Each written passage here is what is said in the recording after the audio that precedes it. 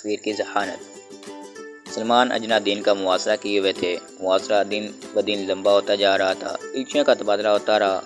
صلح کی بات بنتی مگر بگڑ کر ٹوٹ جاتی۔ سیدنا عمر بن عاص رضی اللہ تعالیٰ عنہ مسلمانوں کے سپہ سالار تھے اور اس کیفیت کو توڑنا چاہتے تھے۔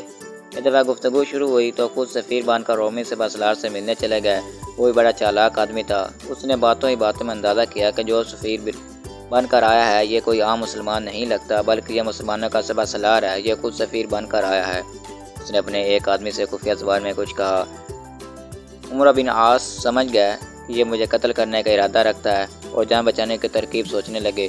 تھوڑی دیر اس سے باتیں کرنے کے بعد بولے، تم نے جو صلح کی شرائط پیش کی ہیں وہ مناسب معلوم ہوتی ہیں۔ ہمارے خلیفہ نے تم سے گفتگو کرنے کے لیے 10 آدمی مقرر کی ہیں۔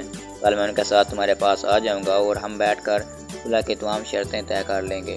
رومی سپہ سالار نے سوچا دشمن کے ایک کے بجائے 10 آدمی ہاتھ آ رہے ہیں، بہتر ہے کہ آج کے بجائے کل ان کے قتل کا منصوبہ بنایا جائے۔ اس نے اپنے اسی آدمی کو دوبارہ کچھ کہا اور دروازے کے پیچھے کھڑے آدمی کو جو عمر بن عاص رضی اللہ تعالیٰ عنہ کو قتل کرنے والا تھا ہٹا دیا اور مسلمانوں کے سفیر عمر بن عاص رضی اللہ تعالیٰ عنہ کو بڑے اتفاق سے رخصت کیا۔ سیدنا عمر بن عاص رضی اللہ تعالیٰ عنہ واپس آئے تو عہد کیا کہ آئندہ کبھی دشمن کا بھروسہ نہیں کریں گے۔